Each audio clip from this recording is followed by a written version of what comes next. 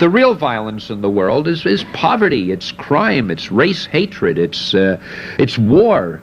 I mean, one superhero fighting a supervillain, you have every right to call it violence if you look at it that way, but to me it's just a story. It's like when Sherlock Holmes fought Professor Moriarty, or when Robin Hood fought the Sheriff of Nottingham. I mean, if you think about it, they were shooting arrows at each other. When an arrow connects, it kills you. Yeah, you get this whole thing right through your heart, it comes out the back. That's pretty violent.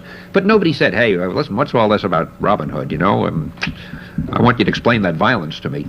And occasionally the sheriff would catch some of those merry men, and he'd hang them. Well, that's pretty violent. So, okay, if you want to call it violence, fine. But to us, they're fantasy stories, and they're like fairy tales, and they're like all the stories of Errol Flynn and all his movies.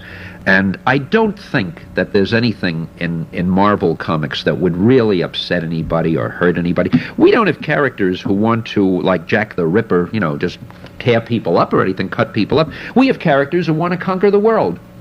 Now, it's a funny thing. I have to digress for a minute about conquering the world. We have a villain who's one of my all-time favorites called Dr. Doom. And Dr. Doom is really the king of a mythical, I shouldn't say mythical because we want to be realistic, but he's the king of a nation called Latveria. And as such, he has diplomatic immunity. So if he comes to this country and commits some little crime, he can't be arrested.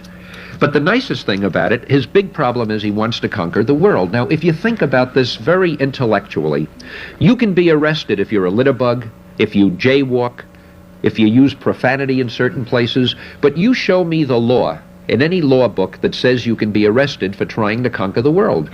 So this guy, you know, nothing happens. There he goes, he takes over nations and armies and stuff, but he doesn't really commit any crimes. Now, that's something else you can wrestle with at your next moral seminar.